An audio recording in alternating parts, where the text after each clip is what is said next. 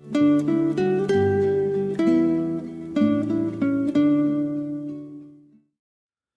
오늘도 예레미야 에가서 4장에 기록된 이 말씀을 통해서 하나님께서 주시는 은혜를 우리가 함께 나누기를 원합니다.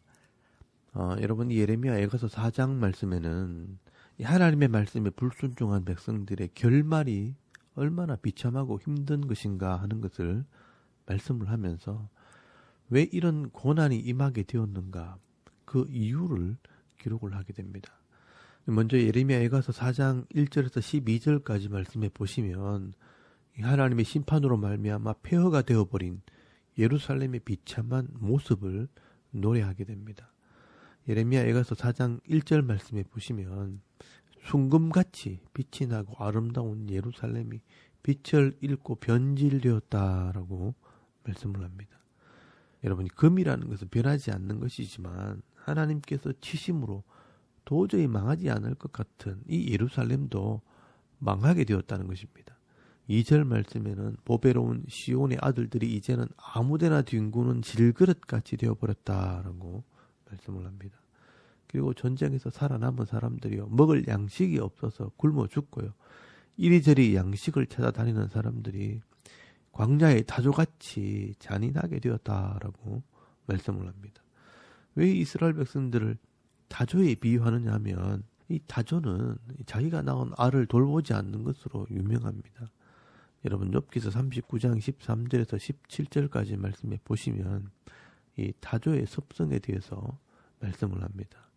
이 타조는 즐거이 날개를 치나 하계 깃털과 날개 같겠느냐, 그것이 알을 땅에 버려두어 흙에서 더러워지게 하고 발에 끼어질 것이나 덜짐승에게 밟힐 것을 생각하지 아니하고 그 새끼에게 모질게 대함이 제 새끼가 아닌 것처럼 하며 그 고생한 것이 헛되게 될지라도 두려워하지 아니하나니 이는 하나님이 지혜를 베풀지 아니하셨고 총명을 주지 아니함이라 라고 말씀을 합니다. 여러분, 이 타조는요, 알을 낳아놓고요, 잊어버리고 자기 발로 밟아 터뜨려 버리기도 하고요, 또 자기 새끼도 자기 새끼가 아닌 것처럼 모질게 대한다라고 말씀을 합니다. 그런데 이 이스라엘 백성들이요, 자기 새끼를 타조처럼 대하게 되었다라고 말씀을 하는 것입니다. 그래서 3절에서 4절까지 말씀해 보시면 들깨들도 젖을 주어 그들의 새끼를 먹이나 딸 내 백성은 잔인하여 마치 광야의 타조가도다. 젖먹이가 목말라서 혀가 입천장에 붙으며 어린 아이들이 떡을 구하나 떼어줄 사람이 없도다라고 말씀을 합니다. 여러분, 짐승들도요, 자기 새끼는 먹이는데 당시 남아있는 백성들이요, 자기 아들이 죽어가는데도 먹일 양식이 없다는 것입니다. 그리고 10절 말씀에 보시면 더 비참한 것은요, 자기 아이의 이 시신을 땅에 묻지 못하고 그냥 삶아 먹는다는 것입니다. 여러분, 10절 말씀에 보시면요, 딸 내 백성이 멸망할 때에 자비로운 부녀들이 자기들의 손으로 자기들의 자녀를 삶아 먹었도다라고 말씀을 하고 있습니다. 인간이 당하는 고통 중에 최악의 고통을 당하게 된 것입니다.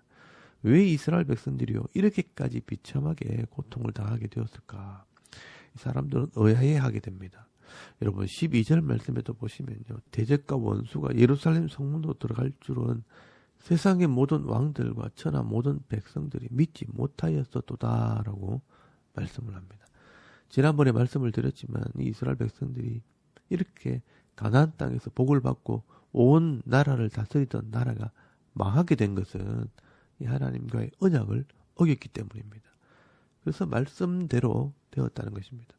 우리는 여기서 이것을 반드시 확인을 해야 됩니다.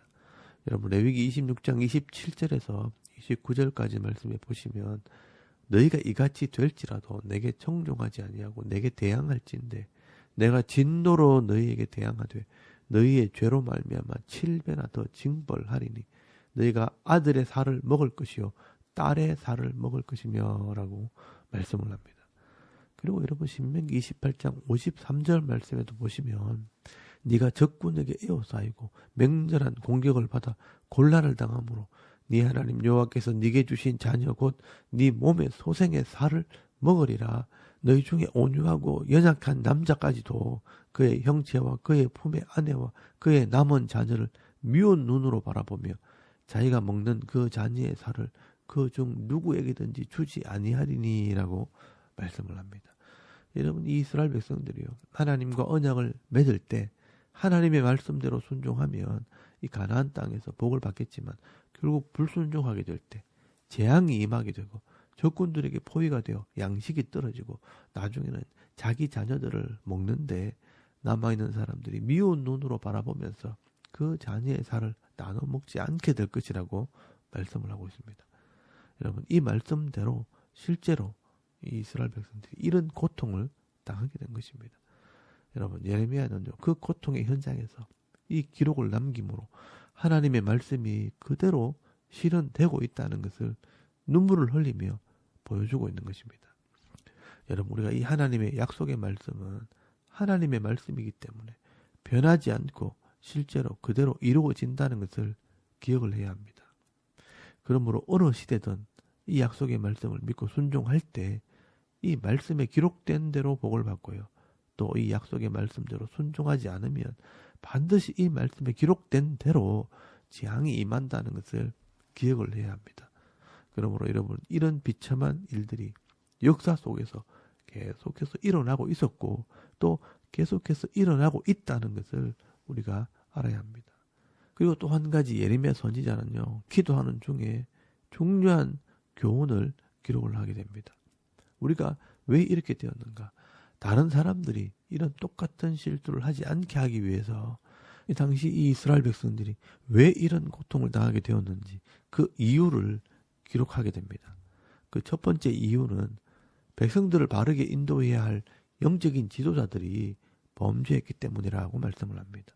그래서 여러분, 13절 말씀에 보시면 그의 선지자들의 죄들과 제사장들의 죄악들 때문에 그들이 성읍 안에서 의인들의 피를 흘려도다라고 말씀을 하고 있습니다.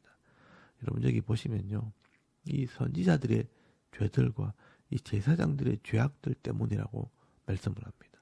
당시 선지자들은 왕의 눈치를 보고 이 제사장들은 백성들이 바른 삶을 살지 않는데도 책망하지 않았습니다. 당시의 선지자들과 제사장들이면 오늘날의 교회 목사들과 또 신학교에서 목사들을 가르치는 교수들이라고 할 수 있는 것입니다. 이런 목사와 학자들이 하나님 말씀을 바르게 연구하고 목사들이 바르게 목회하고 성도들을 가르치도록 일꾼들을 가르치고 세워야 할 것입니다.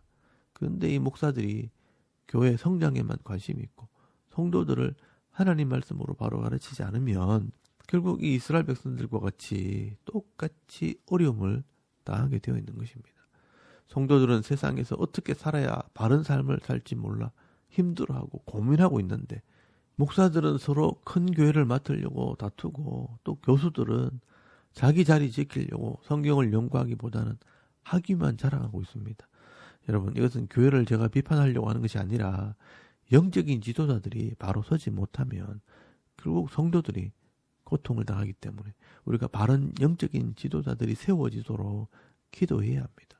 그리고 또 성도들은요, 바른 목사를 만나야 복을 받을 수 있는 것입니다. 저도 목사로서 이 하나님 말씀으로 잘 훈련받아서 많은 사람들을 바로 인도할 수 있는 그런 목사가 되도록 기도해 주시고요. 또 이 한국 교회를 생각할 때 많은 주의 종들이 하나님이 기뻐하시는 그런 지도자들이 되도록 여러분 기도할 수 있길 바랍니다. 그리고 두 번째로 27절 말씀에 보시면 이스라엘 왕이 어리석어서 하나님을 바라보지 않고 구원하지 못할 이방 나라들을 바라보았기 때문에 망하게 된 것이라고 말씀을 합니다. 여러분, 17절 말씀에 보시면 우리가 헛되이 도움을 바람으로 우리의 눈이 상하며 우리를 구원하지 못할 나라를 바라보았도다라고 말씀을 합니다. 당시 이스라엘의 마지막 왕이었던 이 시드기야 왕이요, 바벨론이 쳐들어왔을 때 하나님을 의지하기보다는 애굽의 왕을 의지함으로 원병을 청하다가 결국 함께 망하게 되었고 또 이 시드기야는 혼자 도망가다가 붙잡혀서 죽임을 당하게 되었습니다. 그래서 이런 무능한 왕을 믿고 의지했던 이 백성들도 함께 망하게 된 것입니다. 그래서 여러분 19절에서 20절까지 말씀해 보시면 왕이 도망가다가 죽게 되었다라고 말씀을 합니다. 우리를 뒤쫓는 자들이 하늘의 독수리들보다 빠르며 산 꼭대기까지도 뒤쫓으며 광야에서도 우리를 잡으려고 매복하였도다. 우리의 콧김 곧 여호와께서 기름 부으신 자가 그들의 함정에 빠졌으며 우리가 그를 가리키며 전에 이르기를 우리가 그의 그늘 아래서 이방인들 중에 살겠다 하던 자로다라고 말씀을 하고 있습니다. 여러분 여기 우리의 콧김이라고 말하는 사람이 바로 왕입니다. 백성들의 숨을 쉬게 하는 자, 곧 기름 부음 받은 자, 바로 시드기야 왕을 의미하는 것입니다. 이 시드기야 왕이요 도망갈 때 결국 함정에 빠지게 되었다라고 말씀을 하는 것입니다. 결국 이 이스라엘 왕과 이 제사장들과 선지자들의 죄 때문에 이 나라가 망하게 되었다라고 말씀을 하는 것입니다. 여러분 이런 나라를 다스리는 왕과 이 영적인 지도자들이 하나님을 의지하지 않고 악을 행했기 때문에 하나님께서 그 나라를 망하게 하시고 또 그 왕을 믿고 따랐던 이 백성들은 그 무지함 때문에 고통을 당하게 된 것입니다. 여러분 지금 우리나라가 이런 위기를 맞고 있는 것입니다. 왕과 지도자들과 이 종교 지도자들이 정신을 차리지 않으면 우리도 똑같은 어려움을 당하게 될 것입니다. 나라를 다스리는 이 대통령이나 이 정치인들이요 자신의 본분을 다하지 못하고 사욕을 쫓아가게 될 때 온 백성이 어려움을 당하고 있는 것입니다. 그리고 지금 북한을 보면요 더 분명하게 알 수 있습니다. 김일성과 김정일과 김정은 이 3대가 하나님을 섬기는 신앙을 주체 사상으로 바꾸어서 사람을 왕으로 섬기게 할 때 수많은 백성들이요 비참한 삶을 살게 되는 것입니다. 여러분 1997년도에 우리나라가 이 IMF 경제 위기를 맞았을 때 북한에서는요 고난의 행군을 하면서 300만 명이 굶어 죽었다고 합니다. 여러분 300만 명이면 대구 시민에 해당되는 숫자입니다. 그리고 지금도 이 자기 체제를 유지하기 위해서 공공연하게 사람들을 죽이는 일을 서슴지 않고요. 핵무기를 의지하면서 악을 행하는 것을 보게 됩니다. 여러분 지금 북한에 있는 백성들은요.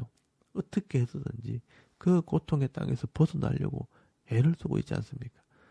근데 왜 이런 악한 지도자들을 그냥 두시는가? 우리가 볼 때는요. 그 기간이 길게 느껴지지만 하나님께서 보실 때는요. 잠깐입니다. 앞으로 역사를 보시면 하나님께서는 반드시 이런 악한 왕과 이 지도자들의 죄를 반드시 심판하실 것입니다. 이렇게 하나님께서 예루살렘을 심판하시고 고통을 더하신 것은 이런 지도자들의 죄 때문에 심판하시는 것입니다.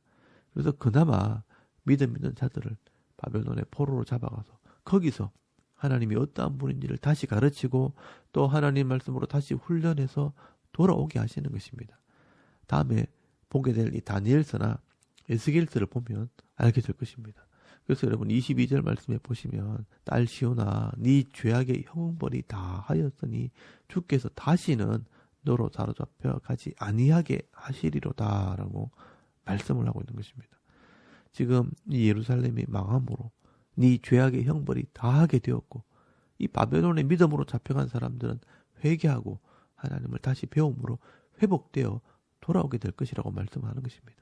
이 사람들이 결국 하나님의 은혜를 누리는 사람들입니다. 그러므로 이 땅에서 어떤 사람이 은혜를 누리게 되는가? 그래도 하나님을 의지하고 하나님을 바라보는 자가 결국은 은혜를 누리고 복을 받게 되는 것입니다. 여러분 오늘도 많은 사람들이 이 이스라엘 백성들처럼 세상의 물질을 쫓아 악을 행하고 자기 욕심에 끌려 하나님을 의지하기보다는 세상을 의지함으로 고통하는 삶을 살아가고 있지만 오늘 저와 여러분은 오늘도 우리의 생명의 주가 되시고 우리의 삶의 주관자가 되시는 이 하나님을 믿고 신뢰함으로 하나님 말씀을 따라 살아갈 때 여호와는 나의 목자시니 내가 부족함이 없으리로다. 그가 나를 푸른 초장과 쉴만한 물가로 인도하시노도다 라고 신앙 고백하면서 은혜의 삶, 이 축복의 삶을 살아가는 저와 여러분의 이런 영적인 삶의 모습이 되실 수 있기를 주의 이름으로 축원합니다. 아멘. 우리 잠깐 기도드리겠습니다. 오늘도 우리의 목자 되시는 이 하나님을 의지하고 말씀대로 순종하는 삶을 살게 하옵소서. 나라와 민족과 교회와 가정과 자녀들의 믿음을 위해서 기도하시고요. 이 개인의 기도 제목을 따라 기도하고 오늘 하루 삶을 또 시작할 수 있길 바랍니다. 다 같이 우리 하나님께 한번 기도드리겠습니다. 살아계신 하나님 은혜를 참 감사합니다. 오늘도 이 아침에 하나님을 예배하게 하시고